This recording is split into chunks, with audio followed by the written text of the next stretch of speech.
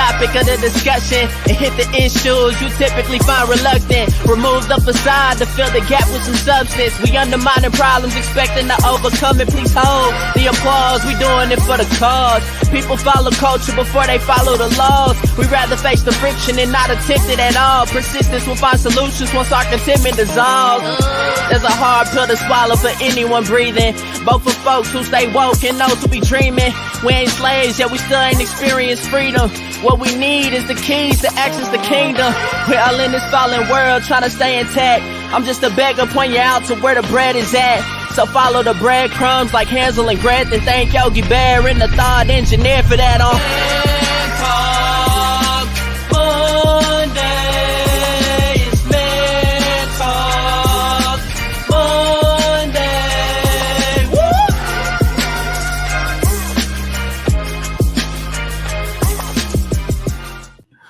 What's up, good people? Welcome back to Man Talk Mondays. I'm Derek, the thought engineer, and I got my people in here with me. Of course, you got comedian John Yogi joining us.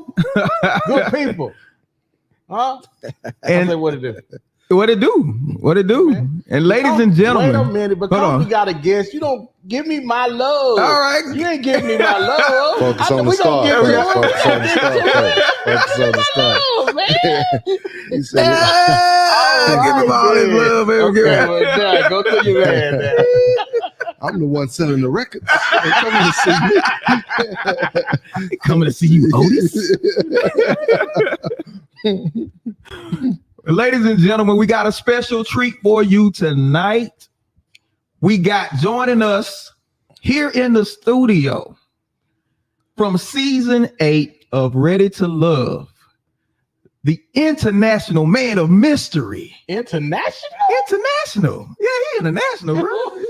Yeah, I mean. Joining us, ladies and gentlemen, we got Mr. Maurier Turner. So what we talking about tonight, since we have Mr. Maurier Turner from season 8 of Ready to Love, we want to know the real realities of being ready to love. The real realities of being ready to love. And what perfect person to talk about this than my man, Mr. Maurier. Maurier Turner. Maurier Turner in the house. Maurier. Thanks for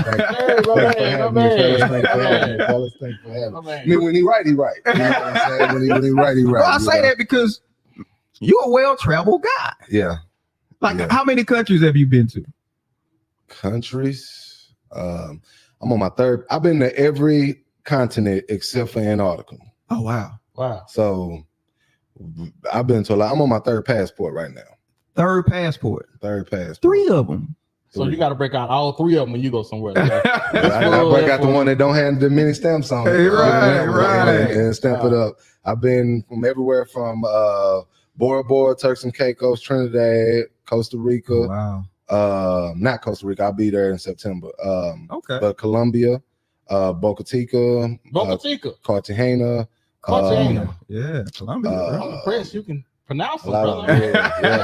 Yeah. Show you how well traveled I am. You know what I'm saying? That's what I'm talking about. International.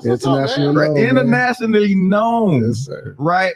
But you all may know him. Everybody may know you as from the season 8 Ready to Love episodes on the season.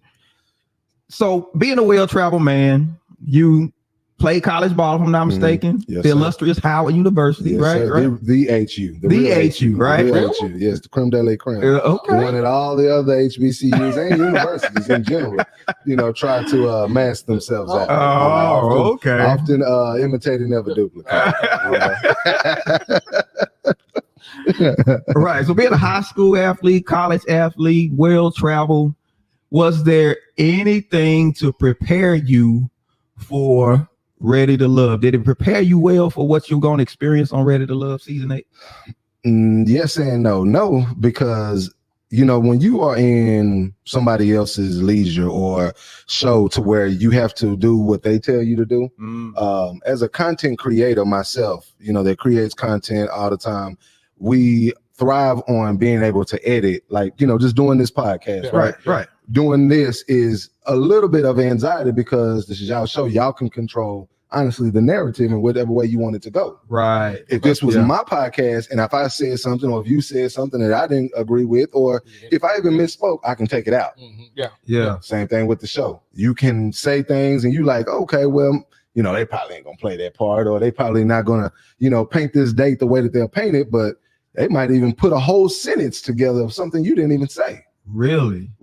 They have this thing called room tone at the end of each date. And it's funny because I saw a sister talking about it to where you would get on a date or whatever the end of your scene is, and they would say, okay, guys, let's hold and be quiet for just 1 minute for room tone. Whereas you and your date, the person that you're sitting in front of, y'all just talking and you're done talking. Now you're just sitting there kind of looking at each other, looking around. You might be, getting on your phone or something.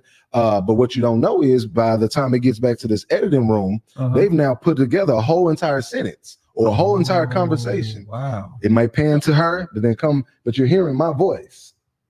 Wow. But the people want to know, did you say that old girl was combative? Or was that the other day? That's what the people want to know. Gotcha. They asked me. They called me. They called you. Okay. That's what we want to know. They called me. They called me. Okay. That was pretty controversial. That was very, very, very yes, controversial, unfortunately. No, I did not say it. So just to kind of clear up the air, what people thought, the audience is like, oh, Maurier is pillow talking, or Maurier is telling things that was being said in the lounge. That's a no, right? No, guys, what we're talking about is when Tommy says what happens in the lounge stays in the lounge, in the sense of if, let's say, Gerald says he doesn't like Lisa's teeth, I go back and say, Lisa, Gerald said he didn't like your teeth. That's pillow talking, or that's saying stuff that's in the lounge. Right. When you're in deliberation, though, that's a complete different thing. Your job in the deliberation is to get up there and say, and whoever is at the bottom too, you're supposed to tell the ladies, look, the fellas feel, it's not John feel, right. The fellas feel that you're combative. Oh, because you can't say one of the fellas or whomever John feels that you're combative. You can't say it like that, because now I am telling who is the individual. Right. I want people to think about it like this. None of that stuff that was said, it was like, well, Maurier said it. None of that stuff, that doesn't even make sense when the two ladies up there at the time were my connections. I don't believe none of that to be true about them. Oh, wow. You see what I'm saying? Why would I end with somebody that is combative or choose a person that I feel is combative? Because I was thinking, I'm like, you ended up with her. I ended with her. So that wouldn't even make sense if I believe she's combative. That's true. Yeah, you're right. You know? You're right. It wouldn't make sense at all. Did you wish you could have took it back after you had said it? I didn't want to say it in the beginning anyway. Behind the scenes drop, when we got done filming the lounge part where we're sitting in the living room, we're talking amongst the men, right? And we're discussing, one of the producers is like, hey, pulls me out, is like, hey, let me talk to you. We want you to do the deliberate. I'm like, no, sir, I don't want to do it at all. I did not want to be that person to do that. I said, that will not happen. But I think they looked at it like in the sense, well, these were my connections. So the choice is yours. Which one do you like the most? Which one do you want to go home? Pretty much. I was like, why can't we send one of these other ladies home? I don't want neither one of these women to go home, me personally, right? Yeah. So they had a whole time, like it was like 30, maybe 40 something minutes, to where they have me in a separate room away from the entire cast, where they're trying to just convince me just to go and do it. Not even what to say yet, just to go and do it. Because you was like, nah. I'm like, absolutely not. I'm gonna stay in this room. I'm not even coming downstairs. Like, y'all can, we're gonna call the main producer. We can call it. I said, you can call Jesus. And I'm still not. I don't plan on coming down here, man. No. Right. No. So I end up, they talking me through it. We started talking about contracts and all that type of stuff. And I was like, okay, well, damn, I'll go do it.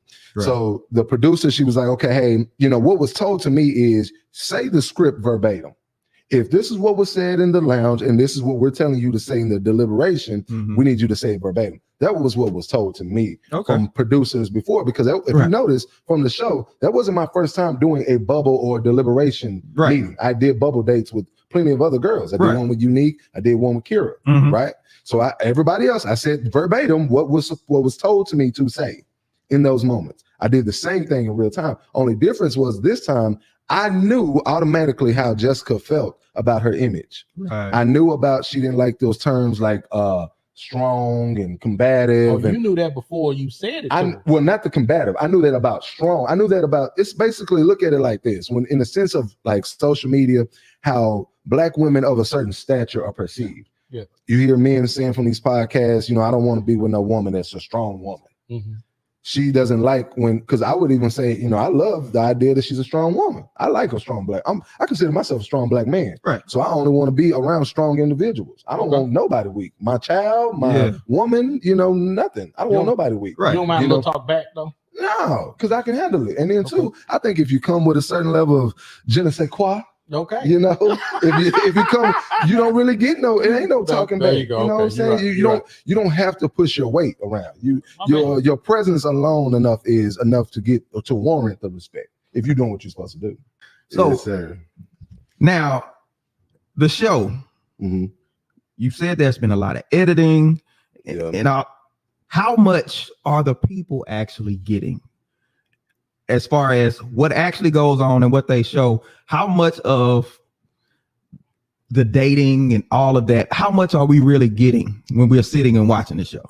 If I could give you a percentage wise, bro, I would probably say 45%. Oh, wow. Maybe 40. Maybe it might be lower than that. Probably a good 35 to 40% of what you're getting. I'm going to give you an example. Me and Jessica had 5 or 6 dates. Oh, wow. Y'all saw one. Yeah. A piece of one. Right. I had a date. Janelle was my very first date, period. Versus whether it was a solo date or a bubble date or a group date. Janelle was my very first date. Never showed it. So by the time when we lead up to Meet the Exes, people were wondering, why is Janelle here on the Meet the Ex date?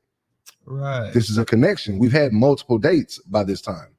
Didn't show a single one. They never, matter of fact, they don't even show me and Janelle having conversations on TV. Right. We had multiple dates. We, in group settings, we're sitting around talking, all of that. So I would say a good solid 40% because you don't really get to see the full conversations. Right. You might not see a male's lounge or a portion of a lounge that actually happened. You don't get to see a portion of the cast trip where the men are in the room, arguing and talking about stuff. And why that portion would have been important for you with the combative speech. Because there was a moment where Chris comes up and he's telling me like, hey, we got to go back down there. And I'm like, nah, let's just squash it all. I said it. I'll take the blame for it. I didn't mean to say it. It was a Freudian slip because it was. I was so focused on not saying it that I said it. You said it. Wow. A Freudian slip. It was simply a Freudian slip. That's all it was. I was just like, okay, I'm trying to remember these lines, remember the lines.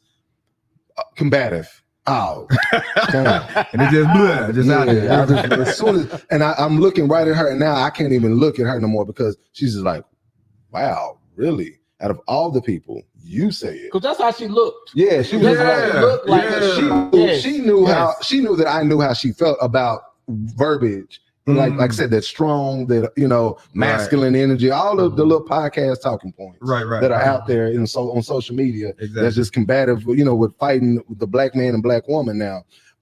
She knew that she did not like that narrative. On top of, she has a very prestige career. Okay. I won't put a business too much out there, but she's a very high position of a very well-known company. Okay. All right. And so at her level, it's not filling out resumes anymore. It's word of mouth. Right. So if word of mouth gets around, you're combative. Yeah. What will that do for her career? Yeah, exactly. Right. Especially being a black woman in corporate America. Mate. Where it's already difficult. Oh, we don't it's want already to difficult. Black man, you don't want to be responsible. Right. And you're supposed to trying to be her man too? Yeah, I don't think that's gonna work out. I don't think that's gonna work. Man. We're starting off on a bad foot. So my question is, was it anything like you anticipated? Because when they got you to do it, you're like, okay, I'm gonna be on the show, and perhaps am I going to find love? Let's start on how I even got on the show. Okay, because I think that's a very important piece. So how I even got on the show, if you're currently watching what's live now, the Mika girl. On the show, Mika. She's the one with the braids. She's the one that's adamant about not having no children. Right. Because that's a talking point for her right now. Okay. She's my friend in real life. That's my homegirl. Gotcha. And she called me one day and she was like, "Hey, you mind if I put your name down as a reference?" And I'm thinking it's for a job at first. And I was like, you're an entrepreneur, you got your own business and stuff, you're doing good. Like, you looking for a job now? I'm trying to think some other stuff. What's going on? I'm trying to ask some questions. And she's like, it's for this dating reality TV show. And I was like, dating I'm just going on making fun of, like, you finna go on a show to go find love? They're not gonna pick you? None of that. Like, this stuff ain't real. You know, don't do that, man. And she was like, you need to. You always giving out relationship advice and all that. And I was like, man, I'm not doing that shit. I'm not doing it. Yeah. Next thing I know, a week later, not even months, or a week later, I get a call from a California number. Walking out of the gym one day, and they were like, hey, this is so-and-so from Ready to Love casting. And I was like, I didn't even remember the name because I had never heard of the show until her. Oh, wow. I had never even heard it. I never watched it, none of that. I don't mean, most men are not, but single men are not watching reality. You're not. I will say right. My wife had me watching the show. My wife had me watching the show. I gotta say, she had me watching the show. He had to watch it too. He had to watch it too. But season 8 was the first one I really paid attention to because it was Dallas. Yeah. Right. That was the first season I paid attention to. Okay. Because I'm thinking, hey, you get a chance to see shots of Dallas. You know, you like breaking they're in this particular spot. They're, this restaurant, that restaurant. So you kind of like, so I paid attention to the Dallas one. So that kind of locked me in, the fact that it was Dallas. But when you look at, you got the call. Now you saying, no, man, that ain't me. You know what I'm saying? Now your phone ringing. Yeah. So did she surprise you with that, or? She surprised me with that, and I was just like, "Oh snap! Hello, this is Maurier. Yeah, this is Maurier." So what made you go ahead and do it? Then? I guess the old saying, bro, you can't keep doing the same thing expecting different results. I am in real life serious about finding somebody. Yes. Finding my person. I have a son. I grew up in a 2-parent household. Okay. So I honestly want the same for him. Because I understand the depths of where they can go and the effects that they can cause by not being able to see, whether that's your biological mother and father, but not having the image of a man and woman, being able to coincide and be in unison together, what type of role they can play on a person. Brother, you spit. You hear me? I'm like, woo! They didn't show the depths of you on the show. I didn't see it like this. All I remember was the Peppermint. Mr. Peppermint suit you had on. Oh man, Mr. Peppermint suit. The Peppermint suit you had on. Because it made you think perhaps you were kind of nerdy, maybe. Yeah. Because it didn't really show the depths. My coolness or how well I can dress. They kept all that out. They were like, we gotta portray him like this, so it'd be like that. And you know what as a hindsight now, as like kind of playing everything back.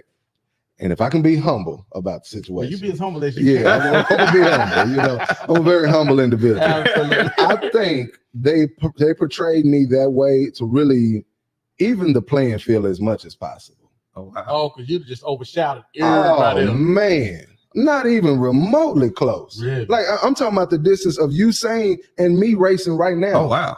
Like, but you keeping it humble, and I'm saying this respectfully, humbly. I'm saying to God be to all the glory, But I say that in the sense of I was the fattest one. I'm the chunky one. I'm the chunky one of the men. I know about chunky. I'm the chunky one. Do you feel me? I am the chunky one of the men. Quentin and I would probably say Herbert are the two tallest. Now I'm 5'11" in real life. Okay. I'm not a short. I've never been called short ever. But there was a scene where the older lady, she says he's vertically challenged. You look short. Oh yeah. You look short on the show. Maybe the camera was up high or something, but you look short on the show. He said the camera was up high. It's with the high angle make right. But if they shoot your hair, what I'm saying, that's a good point. That's a good point. And they say camera adds on 10 pounds. There was some scenes I was like, bro, they look like 45. Boy, you need to pull back on it, a little bit. But I think that a lot of that played in the position of let's live the element of surprise. So people were like, how did the fat boy make it this? Well, if y'all really doing your research as bloggers and journalists, then you would know the fat boy has always been chose his entire life. In this space. Right. And when it came to women, it's like saying Michael Jordan, was there ever a point where you weren't good at basketball? No. And for the audience, for people watching, Jordan made the team as a freshman. He just didn't make varsity. There's a difference. People saying, oh, Jordan got kicked. No, he just didn't make varsity. He was a freshman, guys. He wasn't supposed to. It's very rare that anybody makes varsity as a freshman. Unless you that dude. Now, I was on varsity in 8th grade. in this space. Okay. In this space, I was on varsity in 8th grade. Got you. Right. Letterman jackets. Right. You know. So looking in 8th grade. I made varsity in 8th grade. School. Yeah. Gotta go to school. Yeah. The coach came and picked me up. He came and picked me up from school. You know what I'm saying? Dance on the pace and everything. Right? I must say humbly though, right? Yeah. Humbly speaking, man.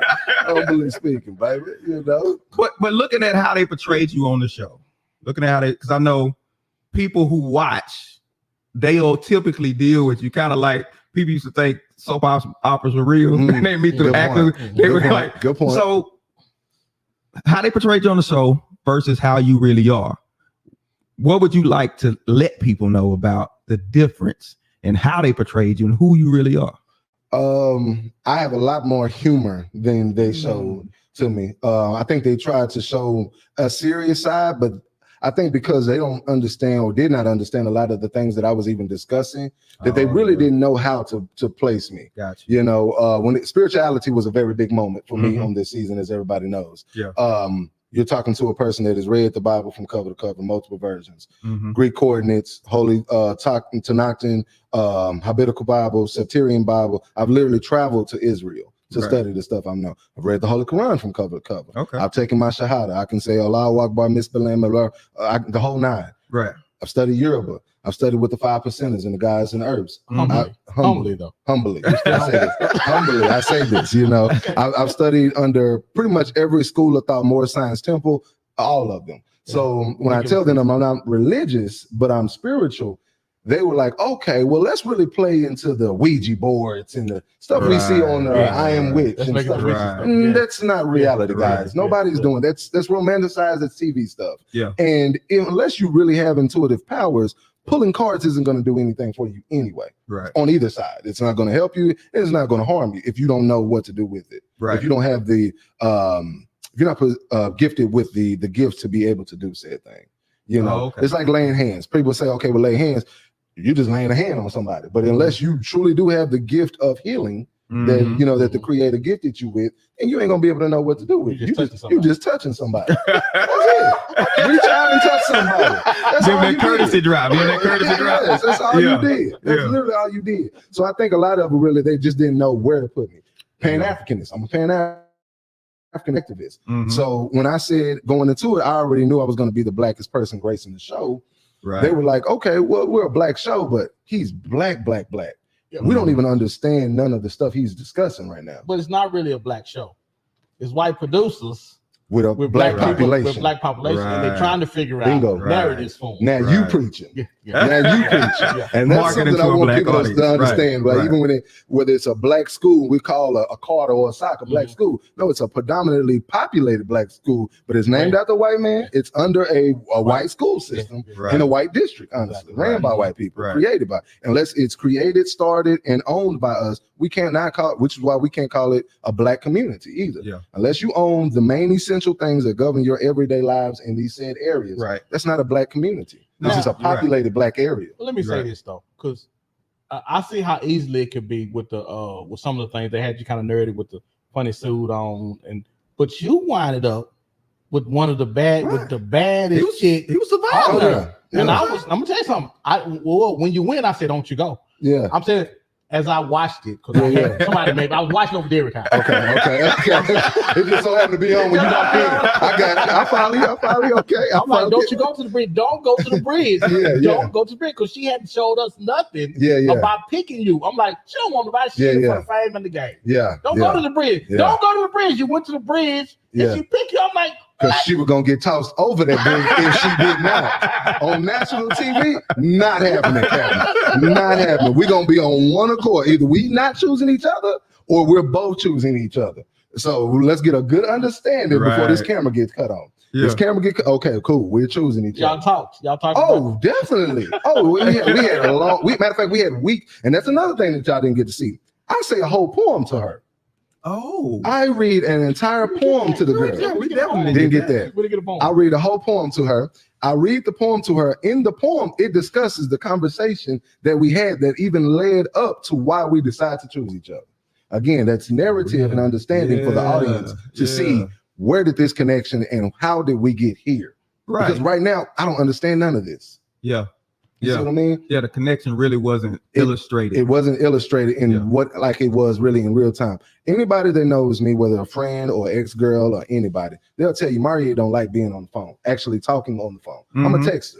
Everybody will tell you that, man, woman, or child, anybody. This was the only time that I actually would spend 4 to 5 hours on the phone talking to somebody. Really? Wow. And I say that in the lounge, like, yo, we had a 5-hour conversation the other night, which is what actually starts the argument between, well, one of the portions that started the argument with the Tequila and Janelle situation. Because Tequila felt like, well, I was spending more time working on my other connections than her. You see, but in this process, is a process. We all have to communicate. We all are dating each other. Everybody's getting to know. But at this time, I honestly did not think I even had the girl's number. I really didn't. Which is why when Aries called me and Sage called me, which was one of our producers, I didn't mean to say his name, speaking too freely. But one of the producers and Aries calls saying, hey, Tequila said, you know, can she have your number? They told her no. I was like, yeah, give it to him. They was like, no, we don't do it. But the next time you see her, make sure you give it to her. So I didn't think that I had a number either. Come to find out, I actually did. I really just had forgot because the filming was so long on the meeting the cast day at the Mansion Mixer. You're talking about 18 hours of filming. Really? We got to the house, to the parking lot at 9:30 in the morning. I didn't physically walk out of the house until 1:45 in the morning. So however many hours that is. Yeah, because it make it seem like you get there maybe early evening and it goes on tonight. But that was more like morning. That was morning from 9:30 in the morning to 1:45 in the morning. Wow, you smell different. You smell different, you look different, everything is different. Everything is different. Exactly. And you're supposed to be attractive and appealing to somebody to where they want to get to know, and they want to get to know you after all this. For the first time. So at that point, it has to be staged a little bit at that point because you're not looking your best. How can they put you in a place where you're not your best? You sluggish, eyes red, you look high. Everybody. All types of stuff. Exactly. Now I was wondering why people look so wore out at the end. By the time it gets dark, that's about 11 o'clock in real time. Man. It is late. When they did the I want to say the men was probably about almost 12. The women we probably eliminated because we did them first. The women probably was around 10:45, 11, somewhere in there. It was late, regardless. It was still late though. It was late, man. It was a late thing, bro. We were there and we didn't eat. Oh wow! All that time they didn't even feed y'all. They had food like little finger foods and stuff like that, but you can't really sit and eat because they're saying, "Hey, John, come over here. We want you to go over and talk to." You know, they're pulling you every 3 minutes. Also, they're arranging. They're arranging. So people are not just pulling people saying, "Hey," they're saying, "Hey, go grab this person." Sometimes, sometimes we were doing that, but especially when we first got there, like because I mean, you don't know nobody here. You're trying to mix and mingle, and you're looking around. You're like, okay, humongous estate. Now that house, was the bomb, man. So when we got to meet you, we were at a place in Dallas and we saw you walk in. Yeah, and Derek was like, "Hey, that's yeah, I recognize faces. Okay, I remember the names. I don't remember names. I recognize faces. I got you.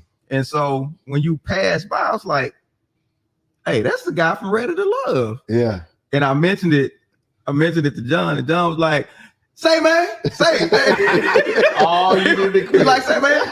He's like, "Man, get him over here. Let's talk to him." But but man, and I appreciate you being cool about it. And that's what, because we didn't know you at the time. You were real cool. And I'm glad people will get a chance to see you outside of the show and see how, and get that part of that personality. How has the celebrityism affected you, man? How is you surprising, or you don't like it, you hate it? What you I don't mind it, man. I'm a people's person too. I love black people, bro. Like through and through. I would not choose to be no other race. It's lit. It's dangerous sometimes, but it's lit. It is really lit. It's dangerous, but it's lit. The celebrity, if it's a black crowd, let's say it's 15 black people, 3 out of that 15, if not more, are going to recognize me. So it's something that I've kind of, and honestly, I was actually thoroughly surprised because I didn't realize how many people even knew about the show. Really? I really didn't. I really did not know. You said you didn't know about it before. I did not know about the show at all whatsoever, man. But anywhere I go, if I go to a Walmart in Oak Cliff or DeSoto somewhere, people gonna be turning their baskets around to come and talk. Really? You would think that I was literally Jay-Z sometimes. Like, I had a brother. We was coming out of I want to say on Irene's. We was coming out of Irene's. We was in the South. And me and my son, we was together. We was leaving his basketball game, me and his godfather. And we were about to get in the car. A brother literally, so you have some cars that are going this way, parked this way, and cars parked this way. So you really only got one space for cars to just drive up and down the street. Right. This brother, he came from like a distance, like streets down. He's driving up and just parks his car in the middle of this busy street and was like, "Hey, man, you can't remember your name, but I recognize the shoes. I seen the shoes. You from that Little Love Show, man. You from that Little Love Show. Little Love Show." And I was like, "Yeah, that's me from that Little Love Show, man. Maurier." Yeah, man. So, it's also funny too at times, because you get to meet them and deal with the different energies and the characters, man. But it's cool. I've only had one person, and it's actually the same day I met y'all. Okay. It was a sister walked up to me and she was like, "I want your ass gone the first episode." Oh, wow. Like, damn, what'd I do? Wow. She was like, yeah. She was like, she called her husband up. She was like, "Baby, what was it that he did?" And he was like, "I don't know. I liked him." She was like, "That's because he liked you. He really did like you. I didn't like you." I was like, "So what did I do?" She was like, I can't remember. I can't remember. It was something. I wanted you gone the first day. I said, "Wow." So I've only had but even still, she had, she was still in good spirits. She was talking to me for a long time. And then I ran into another sister at a community function, and she said she didn't like how I had the tarot cards and the crystals, and she was like, "The devil looking at you. He's looking at you and just proud of you." Hey, you're in the Bible Belt, man. Yeah, you're in the Bible Belt, man. That's one thing about it. I've heard that enough too. So I was like, I dealt. But other than that, it's been all love, though, man. I've been getting nothing but love, honestly. I really have. Honestly, I've been thoroughly surprised by the amount of men that I've actually gotten love from. Pretty much it's about even enough of balance, man. Even balance, bro. I can honestly say that, man. But it's been all love. So that's the men. So how do women treating you now? Do they treat you from a standpoint of celebrity, or are they just like, "Hey, you're a cool cat. I think I want to get to know him"? I think it's more of I want to get to know him. It kind of like put me out on the front street. A lot of them don't. I think a lot of the women of what I perceive now, they might feel differently or whatever, but for the most part, they don't really look at me like a celebrity. Because one, being a content creator, I'm very visible already. So, I'm doing live videos. I'm out in the communities too. So I'm really easy to touch, so a lot of people don't really look at it. Reach out to touch somebody. You know what I'm saying? Really pretty easy to touch. So, but also the fellas don't think that I'm too easy to touch. Because I keep things with me at all times. So I want to make that part clear as well. But anyways, I think, for the most part, they look at it like, "Oh, this great man is available." So, let me reach out to him and, kind of pick his brain. I would like to get to know him a little better. So the people want to know. This another one that came to me. Okay.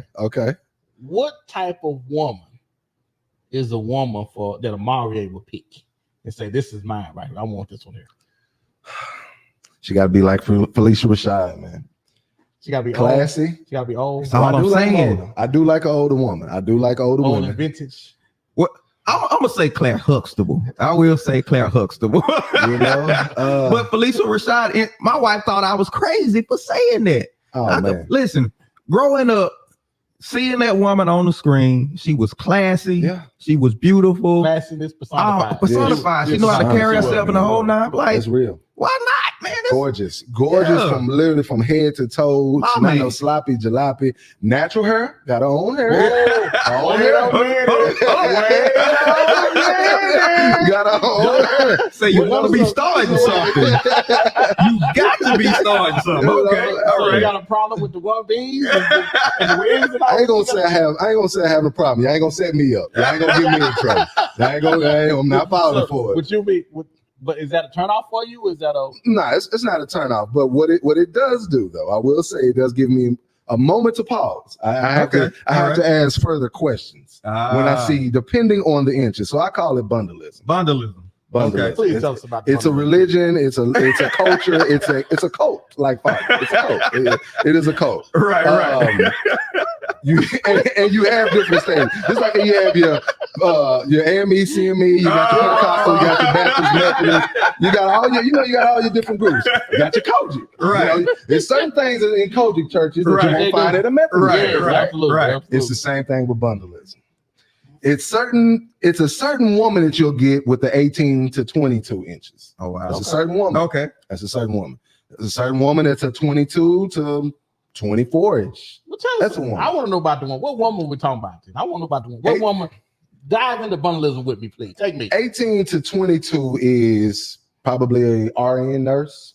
Okay. She's a teacher. Okay. She's a teacher. Okay. She has a career. She's career. Okay. Okay. That is her protective style. She's a protective style type of girl. I only do it for protective. Okay. It doesn't make or break her. She truly feels that she's beautiful with or without it. Okay. She wears her natural hair a lot too. You just don't know. She actually has. She's the one that the women would be like, I don't even know why she wears it. The girl got her hair. Okay. That's the 18 to 22. Okay. That's the mentality of the 18. Right. She probably has Mercedes, a nice car. Really? Yep. She got a nice car. Great credit. The credit is good. She got good 18 credit to 22. 18 to 22. 18, okay. And if it's not, she's working on it. She's in pursuit of it. She's because she's trying to purchase a house this year. That's the 18 to 22.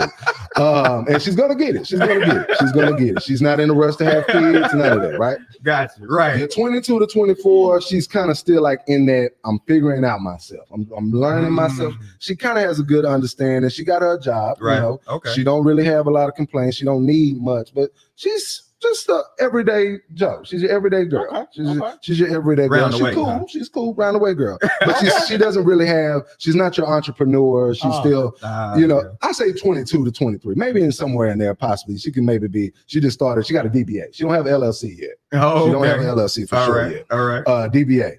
Now this is where it starts to get a little. This 26. When we started jumping to that 26 years round, that 24 and up to 26, this is like, okay, young-minded, call center. Oh, call center. Yeah, call center based. 2, 3 kids, 2 probably. So a good strong 2. You know, right. She take care of them. See the pop out a few. Yeah, she popped out a few. But you see her out more than you see her with the kids. This is where they're dropping them off to the grandmama's house. Big mama it starts with the 24 inches. Right. That's the group that's definitely dropping them off more. If she goes to church, she probably is at like an IBOC. She's not she's at the younger crowd churches. She's not the younger crowd. Okay. Yeah, all right. You say, hey, give me 12 Bible verses. She couldn't do it. Oh, she could not do it. Nah, she just goes to church and she'll post a few scriptures here and there in her stories to let people know she loves the Lord and she knows the Lord. You heard her cry. You heard her cry. Right. She can't sing none of them songs out of here. That's it. Now, your 28 and to 30, anything with a 3. Starting with a 3 and it end with a 8. Who, brother? That is your sexy red audience. That is your she's probably a woman of the night. She's probably a woman of the night. Career, nothing. Like she's never filled out a resume. There's no such thing. Credit card licks. Still boosting in 2024. She's still boosting. She even says boosting in 24. She still talks like that. Probably drinks a lot of brown. Probably drinks a lot of brown. Beers as well. Smoke blacks. Not the black. Still smokes weed with cigarillos. She's nothing health conscious about. None of that. Yeah, cigarillos. Probably backwoods. More backwoods than cigarillos. More backwoods than cigarillos. Okay. Still at that group. Church, that is not happening. Like she's a Christian. She'll call herself a Christian when her grandmama and them around and they pray together. But like going on her own, that's not happening. That is not happening unless like something traumatic happens. Then she's gonna say, okay, I'm gonna start working on myself, get my life together. That's when it'll start. But just pulling up to a church, that's not. Well, she cuss you out if you say she ain't a Christian. Oh no, because she don't really even know it to that depths of like, she don't really care. She's gonna get more offensive if you say something about her hair than she would about her Lord, about her God. Nah. And she probably ain't seen her kids in some weeks for sure. She the one that the mama is still talking about. Like, yes, sorry, don't feed these babies. These kids are raising themselves. That's the mother. That's the mother. Yeah, you will never see them on her Instagram page. Ain't none of her kids on. They ain't posting the baby. No. The only know him, you might see him in the stories if like the baby daddy died or he's in jail or something, and it's Mother's Day and she's posting it on Mother's Day. The struggle is real, man. The struggle is real. That's about where we at with the mother's. And then you have your natural sisters.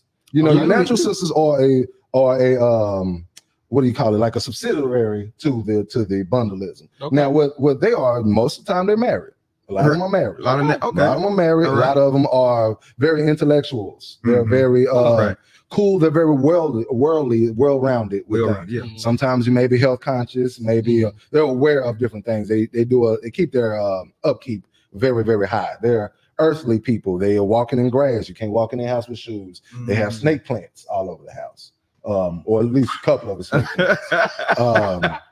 They don't really watch reality TV shows, but they'll watch like a few of them here and there when the time allots. But they're not going out of their way to stop what they're doing for their life to go and watch no type of TV. Yeah, no, they're going because they got stuff to do. They got stuff to do. Hey, that is they got stuff to do. A science. The science of women's hair is astounding. The natural. I'm like, you That's them. That is them. They mindful of what they cooking. They're not heavy on the salt. You know, they don't do a lot of salt. You know, you really should do more herbs than salt season. They'll tell you that. And some of them might be like, it's still animal products in this. We don't do that here at this house. So. The bundle. Was I close? You hit that button, brother. So with all that being said about bundles and natural. Yeah. My woman, like I said, I like her with a certain class of a Felicia Rashad, a Claire Huxtable.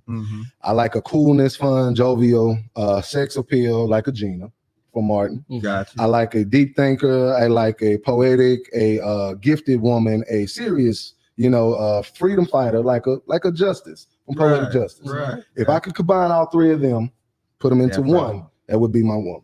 Perfect woman. That would be my perfect woman, man. All right. What's the age of that woman? Yeah, I'm 36, so I would prefer a woman at least 35 and up. 35 and up. Yeah. Okay. What's the peak of up? Ooh, you cannot be in elementary school with my mama. So if my mama was in 6th grade and you was in kindergarten, you're too close. Now, if my mama was in, let's say, a freshman and you was 3rd grade.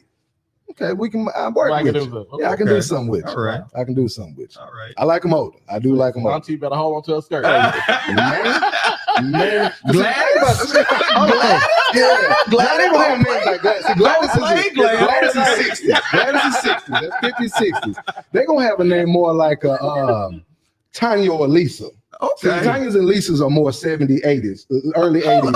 They got a science. I told you I love black people. I study that. They got a whole science. My problem is, if we could have seen this cat on the show, he'd have had his own show. Man, I'd have had my own show, bro. Right. I would have had my own show, man. Right. I'm telling you. Gladys, yes, 60s and 50s. Okay. That's your mama and them. That's your mama and them friends. Nah, Gladys is not. Nah, I'm not looking for Gladys. Gladys, middle name, nothing. But if their name is Gladys, they be go by their middle name. They never use Gladys. They use the Gladys. Gladys or Gail, those are all up there. You born in the 60s. For sure and back. Ernestine. Yeah. Oh, Ernestine is 40s. She's Ernestine. That's your grandma. Hey, man, my mama's name Ernestine. Ernestine back there. Ernestine is 54 and back. 54 and back. Oh my goodness. That's Ernestine. A Pearl. Them double name, Betty Sue. Them 2 names. Well, she got a male name like Bobby. She was born much earlier. Bobby Jean. Yeah, Bobby Jean. Jean too. My mom's middle name Jean. She got it. Lois G. And they call her Lois G. I'm sure. I know it. Hey, listen. You gotta call her by both names. Edna May it was my great grandmama's name. Her name was Edna May. They called her Edna May. Edna May. That's her name. Wow. Well, you have whooped me, brother. You have whooped me. Yeah. Again, if the people had known who this guy is, right, brother, we watch every week, bro. It would have made more sense. Why do these ladies like his personality? Absolutely. Why do they like him as a person? They can see the multiple different facets. Jessica knew that I read at the level that I read at. I read close to 160 books a year, if not more. Well, I read. Hold on. Okay, go ahead. And I can vouch for my books because I know how they try to do Cat Williams. They tried to say, "Oh, this man said he reads 17,000 books in a day." He never said that. He said he reads between these time frame and this time frame. He said he's probably read about 3,000 books, which I personally know people that have done that in a year. Yeah, like I know some people that will run through a book in a day, easily. You know what I mean? And I'm also the same person that was diagnosed with dyslexia as a child, as my son's age. Okay. But come to find out, I was just lazy and not interested. Truly was not interested. Why are you teaching this black boy about the Alamo?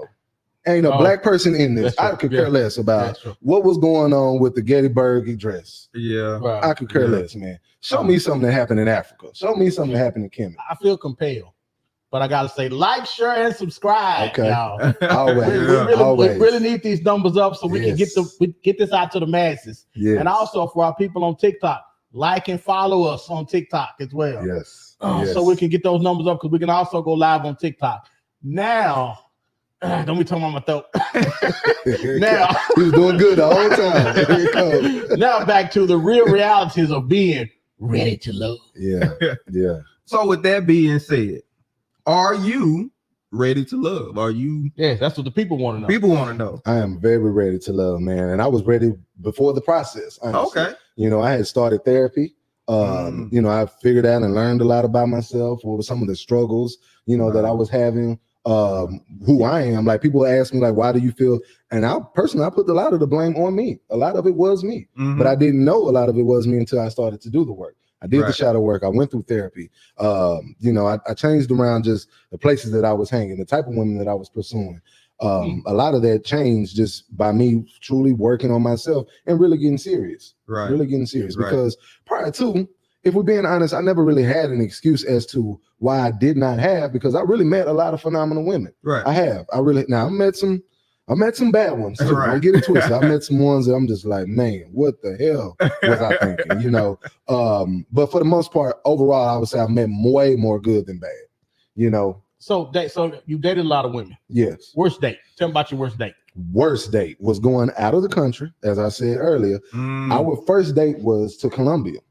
Oh, wow. First date. The first really now we had went out to like eat just to kind of like start. We knew each other because we had a lot of mutual friends and cousins. Oh, okay. All right. We knew. So I might grew up with one of her cousins, vice versa. You know, so we had a lot of close degrees of separation. Very, very, very close. Right. Okay. So we were always just, you know, talking, just, you know, kick it as friends. But I think she eventually realized that I liked her. I think she did. And both Tauruses. And it seemed like I always have the worst with my own sign too. Have the worst time with my own sign, bro. Fast forward, she arrives to the airport late. One. Oh my goodness. Anybody that has ever flown outside of the country knows you can't be late. With customs, you need at least an additional hour and a half. This is not just flying to Miami, guys. You got to go through customs. That's a whole nother process. Baby had a water bottle this big in her backpack.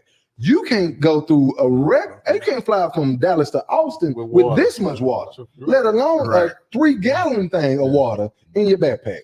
That stops us. Come on over here. Come over here. And now we got to get strip search, okay? Oh my goodness. That's right, international. International. Wow. So now we fly, we get there, we get to our location. First day is cool. First day is really no problem. We enjoy ourselves, we have a good time, go out to eat, cool. Second day is when the problems start. We go out to a beach, to a secluded beach, because I really like hanging around the locals. I don't like being around like touristy areas. You know, the whole purpose of going out of the country is to see what the locals. You don't want to go to another America. You don't want to go to America Part 2. Yes, get away from all of that, right? So I was like, hey, take us to the, you know, where is the beach that all the locals, where do y'all hang out at? It took us there. So it was a 45-minute drive. We get there. You get from one side of the port or shore, and you have to ride a boat for like 15 minutes to the other side. So it's a trip. She gets off we get out on the beach. We getting massages. We eating. We drinking. Having us a good time. Sound like a good time to me. Man, we are. Stella got a groove back all in the ocean with it. Everything, right? Having us a good time. When the time for us to leave is when the drama starts. So now we're picking up, mind you, I have a backpack with all of our passports, iPads, iPhones, wallets. I got our lives in my backpack right now. Right. She's looking for her sandals. Can't find the sandals.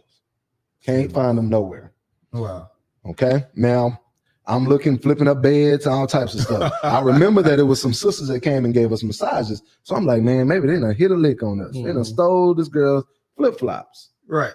Flip-flops? They flip-flops, man. They're leather black flip-flops. Now, I'm the person where I'm not gonna tell you what to put a value on your stuff. Okay. Your grandmama could have gave you them flip-flops. I don't know. Right. You know what I'm saying? I don't know. So I can't be like, girl, they just some flip-flops. Let's go. Can't say that.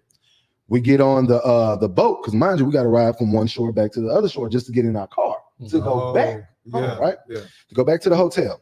So we get on the boat. I flop down, sit next to her. She gets up and moves across. So like you lost a salary. I'm like, I ain't want your salary. Right. Or I'm like, damn, the tension seemed kind of thick all of a sudden. Like, what's going on? And I was like, now I'm trying to just have like small talk to kind of like take the temperature, like see where we at.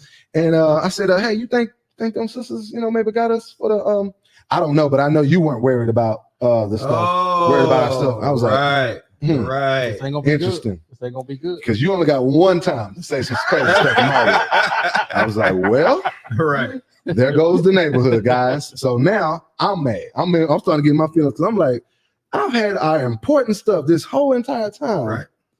And you think that I'm like not concerned about your flip-flops? Okay. So mind you, we riding on the boat. We get to the other shore. The boat kind of slowly stops before we fully pull up to the dock. He slowly stops.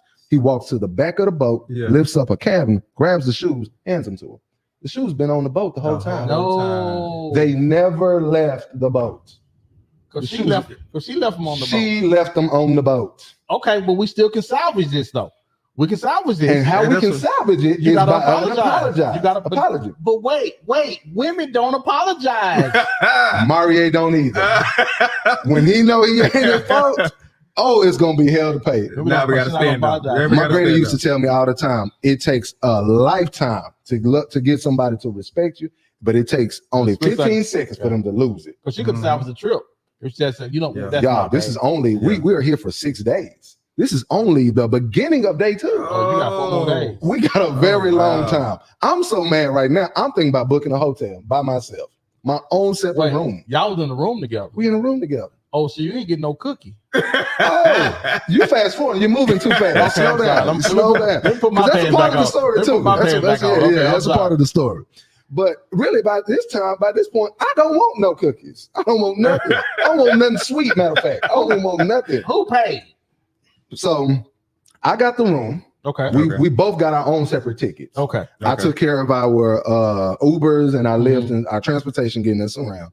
I think I may have got 1 or 2 meals or so but, because her thing was too, let's build up something, kind of see where it goes. So I'll cover my end. And that was cool. I wasn't tripping on nothing like that. I was like, okay, cool. I'll save my money. You only gonna tell me one time anyway.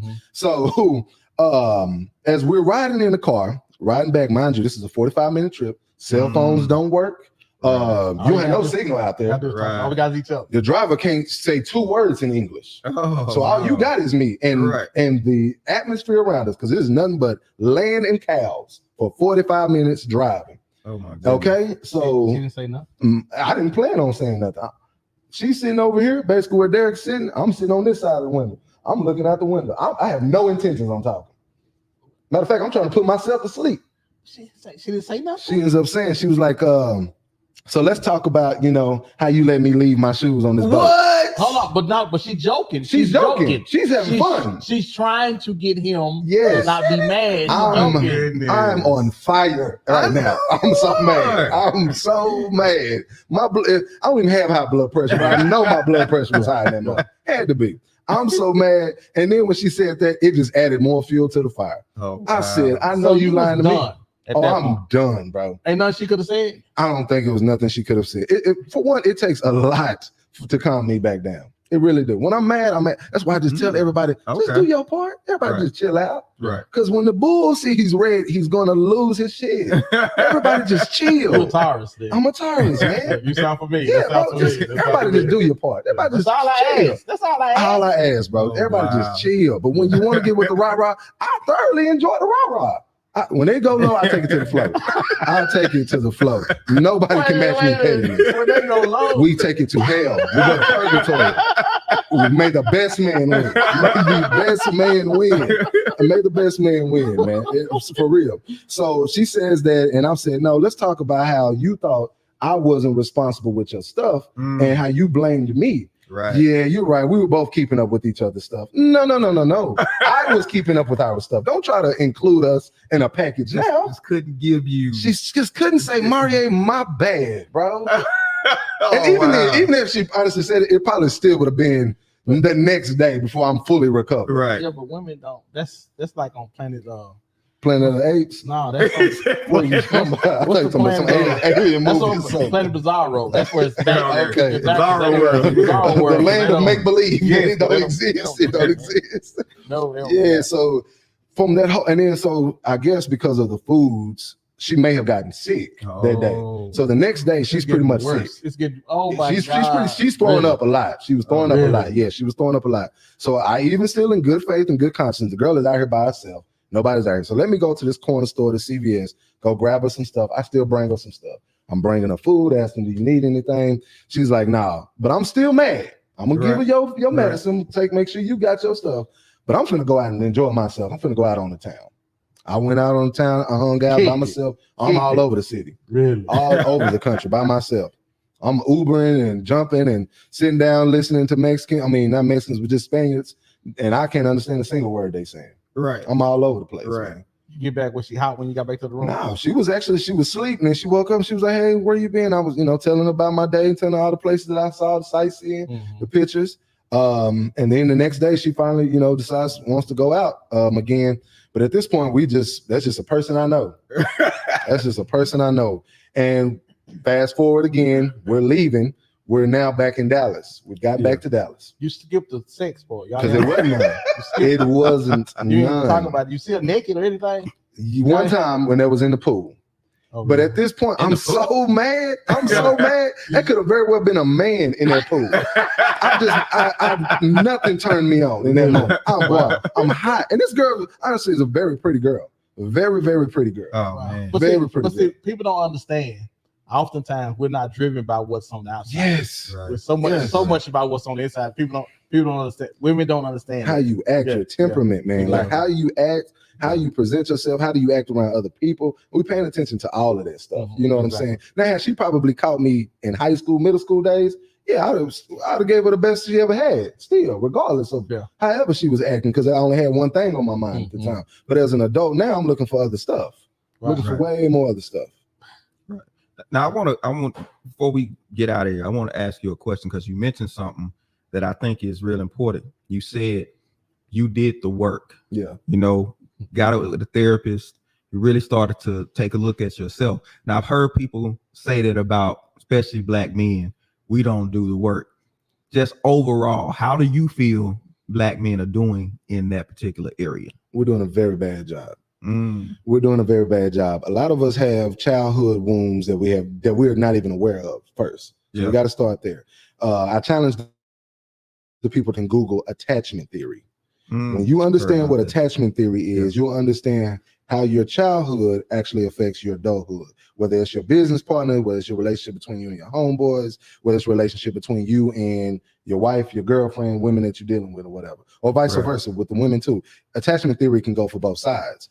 So a lot of us, let's say some men might not have had a father. Right.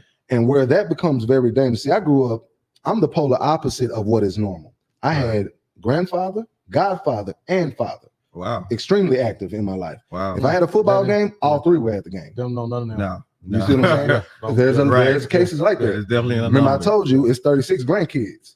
Every last one of us had our father. Wow. Active. Really? Now, the mother and father might not have been together, but their fathers were active. Wow. I'll even go as far as to say my mother has predominantly sisters out of the so a lot of these men are my uncles through marriage. they were even better parents than my actual aunts. I'll even go that far to say. Wow. That's how active the men and presence the men were in my family. So though I knew of like homeboys and stuff like that who didn't have the father figures in the household, me personally in my intermediate family, I never saw that. My daddy grew up that way. He didn't have a father, active father. So his thing was he was going to go above and beyond to be very present. My daddy was taking off work to come to my football games or track meets or whatever, you know, situations like that. So I say that to say, when you do not have a father figure in the household, what happens is you end up creating one. And that can be very problematic. Yeah. You will create and take pieces from different talking points or different people or celebrities that you see to create what you think is a man. Right. And so now when you get with this woman who might not have also had a man or might not have had a mother, you don't know what her circumstances. She also has things to heal from. So you got two toxic individuals, two individuals that need multiple healing, trying to get together and let's start a relationship. Right. The blind is truly leading the blind right now because both of y'all need things that you got to heal on. Yeah. So where the man, I think, is he doesn't truly realize the privilege that he receives from women. That is what I think men are failing at the most right now. Wow. I am of the mind frame that women have the power and they possess more power. I believe if you have a hard time understanding God or knowing what God or the higher power or your greater good, whatever you choose to call it, look no further than the black woman.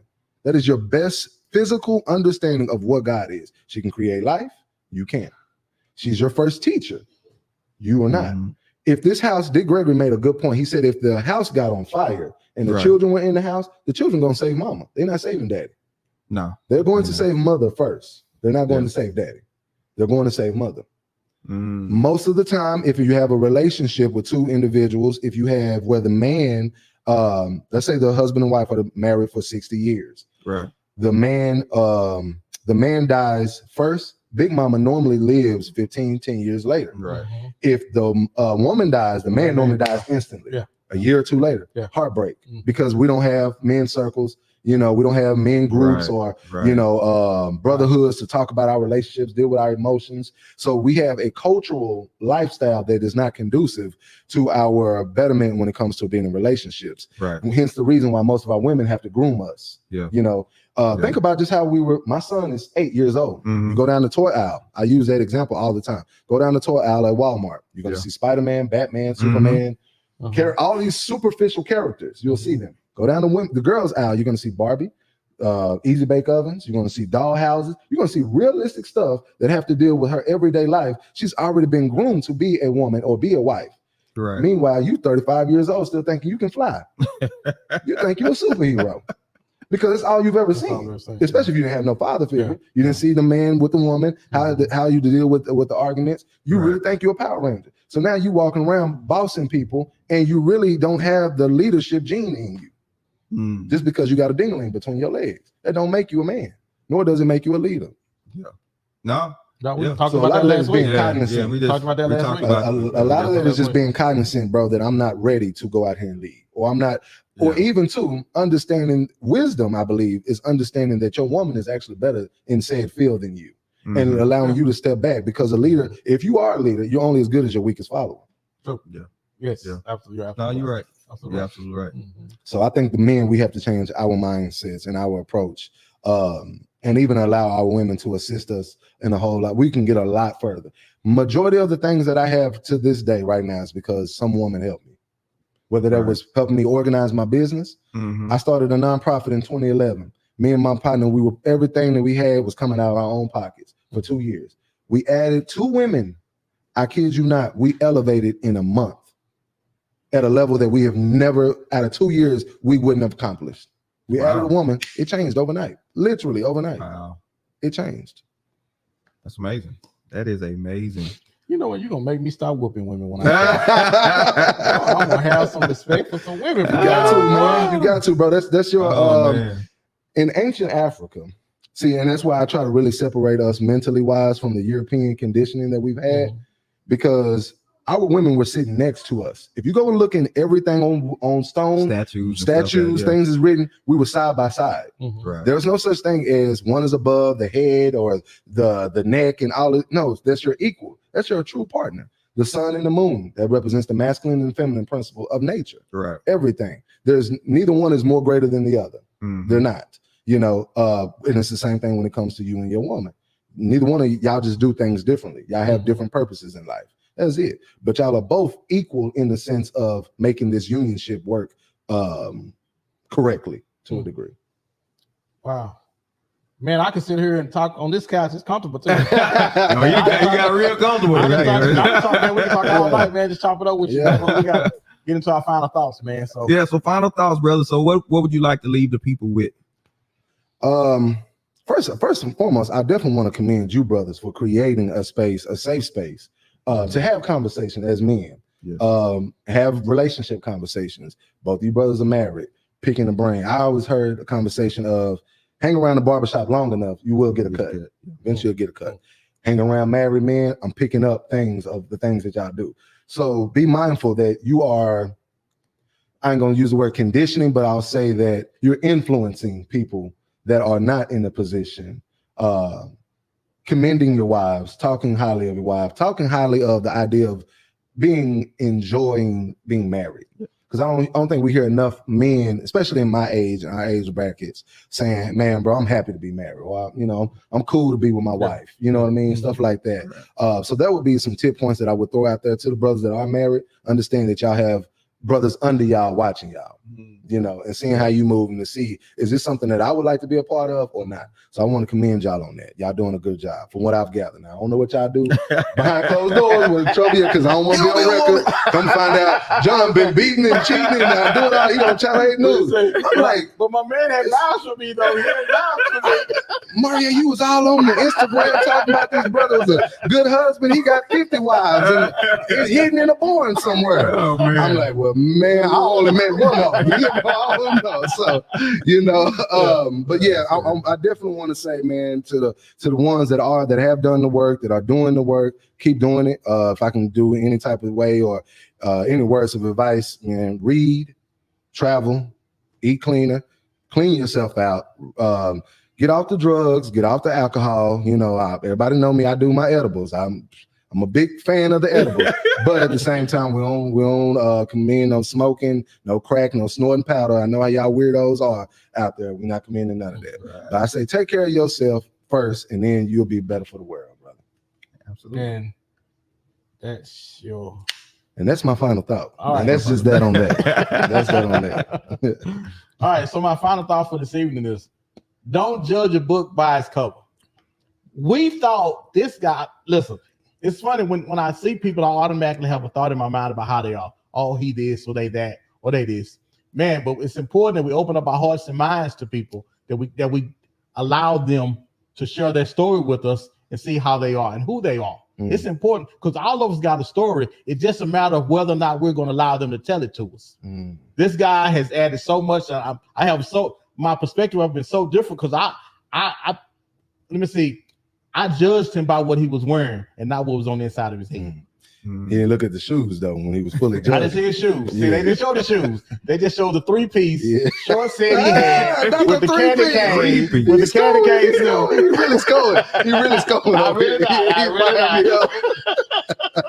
But again, I want to thank my brother and thank you for sharing and being blessed. Likewise, baby. Likewise. And that's my final thought.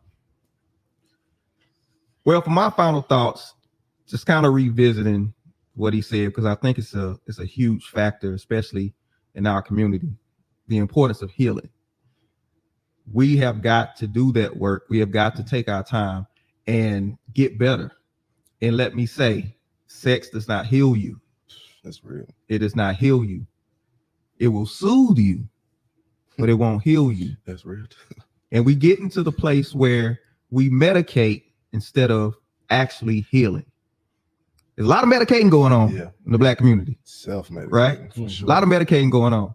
But we got to take the time and stop running from our past, stop running from the things that really, when we by ourselves, we can't stand to sit and think about.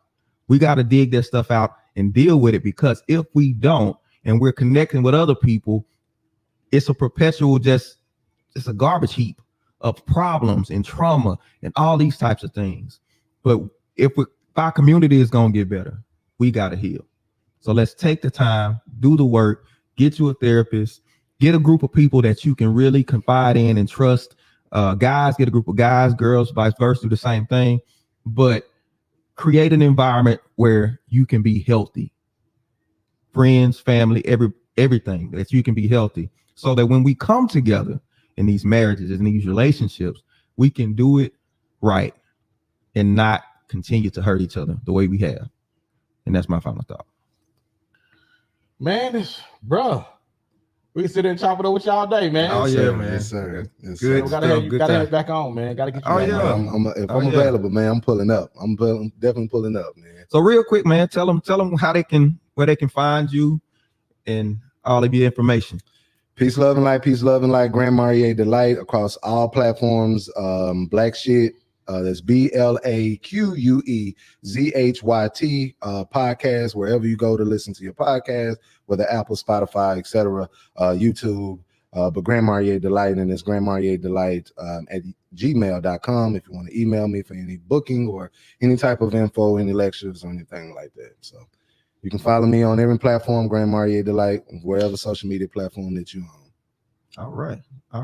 Wow. Yes, sir. So real quick, let them know where they can find you, man. Man, I'm shooting a movie. No, I'm not really shooting a movie. I'm speaking that into existence, right? Right. You can find me on all social media platforms. Yogi Lou on Yahoo, Yogi Lou Facebook. Every Monday I'm here with Derek doing Man Talk Mondays. We got another podcast that we both are working on. We're coming out for you soon. Let's see what else. I think that's it, man. That's it. Yeah, you're gonna explain the Yogi name too. Where they come from? So when we were at church, I used to wear hats. And used to wear this tie. Okay. And this lady had came up and said, "Hey, look at Yogi." Like Yogi the Bear? Like Yogi the Bear. And everybody laughed and it stuck. Okay. You know how, and I didn't want it to stick. Yeah. I didn't want people to forget about it. Yeah. 30 years later, when they see me, they still call me Yogi. So wow. Man, Yogi. I started doing comedy. Okay. Yogi just stuck. So, okay. Yeah. Well, for me, you can find me on all social media platforms, Facebook, YouTube, Instagram, all of that. Derek Smith is where you can find me. Also, Overcomers Empowerment Ministries. You catch me on Sunday mornings as I teach 10 a.m. on Sunday mornings. And yeah, just be looking for, we're gonna do some more stuff and have some great content coming out. We're gonna get the women in the mix as well. We got Yogi's gonna be doing some things. So be looking out. I think you'll be pleasantly surprised. But appreciate y'all for joining us tonight. Appreciate Mr. Maurier Turner for joining us as well. My man. I appreciate y'all for having me. You did that, man. I appreciate y'all having me. And we're going to catch y'all next week. Peace out. Have a good one.